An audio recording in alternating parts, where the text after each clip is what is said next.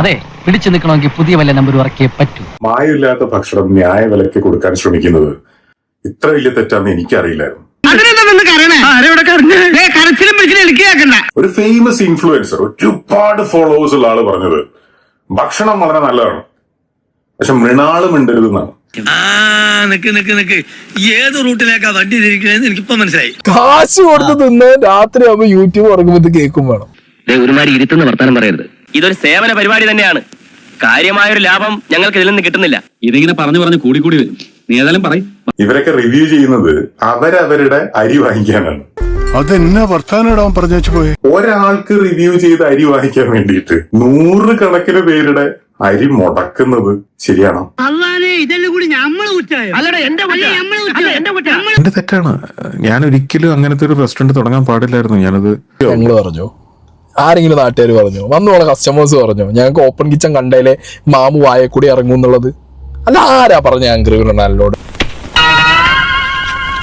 അത്രയധികം പൈസ ചെലവാക്കി അങ്ങനെ ഒരു റെസ്റ്റോറന്റ് ഉണ്ടാക്കി, ഓപ്പൺ കിച്ചൺ ഉണ്ടാക്കിയത് അങ്ങനെയൊന്നും ചെയ്യാൻ പാടില്ലായിരുന്നു. അടച്ചിടണമായിരുന്നു കിച്ചൺ. എന്ത് പണ്ടാരെങ്കിലും ചെയ്യും. അപ്പൊ തന്റെ കോൺസെപ്റ്റ്, തന്റെ ബുദ്ധി, തന്റെ ഐഡിയ പൊട്ടിപ്പൊളിഞ്ഞൊരു സാധനം, അതിന് 2 ലക്ഷം മുടക്കിയ തന്റെ പ്രശ്നം. ഈ ഓണത്തിനിടയ്ക്ക് പൂട്ടുകച്ചവടം എന്നൊക്കെ പറഞ്ഞ പോലെ നീ എനിക്കൊരു ഇപ്പൊ ഒരുപാട് പേര് പറഞ്ഞുകൊണ്ട് നടക്കുന്നുണ്ട് ഞാൻ പണ്ട് ഏതൊക്കെയോ റെസ്റ്റോറന്റ് റിവ്യൂ ചെയ്തുകൊണ്ടാണ് ഇവർ റിവ്യൂ ചെയ്യുന്നതെന്ന്. ഞാൻ ആ റിവ്യൂ ചെയ്ത കാലത്ത് ആർക്കും എന്നോട് ഒരു പ്രശ്നമില്ലായിരുന്നു. സത്യം എന്താണെന്ന് ആർക്കറിയാം. ഏതെങ്കിലും റെസ്റ്റോറന്റിനെ ക്രിട്ടിസൈസ് ചെയ്തതുകൊണ്ടോ ആർക്കും എന്നോട് ഒരു പ്രശ്നം ഉണ്ടായിട്ടില്ല എന്നുള്ള എനിക്ക് ഉറപ്പാണ്. തൊലിക്ക് നല്ല കട്ടിയാണല്ലേ എന്ന് പറഞ്ഞാൽ എങ്ങനെയാ?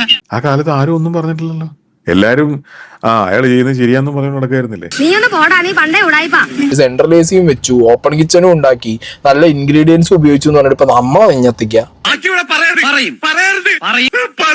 ഇങ്ങനെ ഫുഡ് എടുത്ത് ഒരാൾക്ക് കൊടുക്കുക, അല്ലെങ്കിൽ ഒരാളെ സഹായിക്കുക, അയാൾക്ക് ഒരു നേരം ഭക്ഷണം കഴിക്കാൻ പൈസ ഇല്ലെങ്കിൽ അയാളെ സഹായിക്കുക, അതൊക്കെ കോൺസെപ്റ്റ് ഒക്കെ ഓക്കെയാണ്. പക്ഷെ ആ കോൺസെപ്റ്റ് താൻ പുഷ് ചെയ്യാൻ വേണ്ടിട്ട് ഒളിക്യാമറ വെച്ചെടുത്ത വിഷ്വൽസോ ഇങ്ങനത്തെ കാട്ട് കള്ളത്തരം ചെയ്തുകൊണ്ടാണ് എല്ലാ കാലത്തും ഏറെ കയറിയിരിക്കുന്നത്.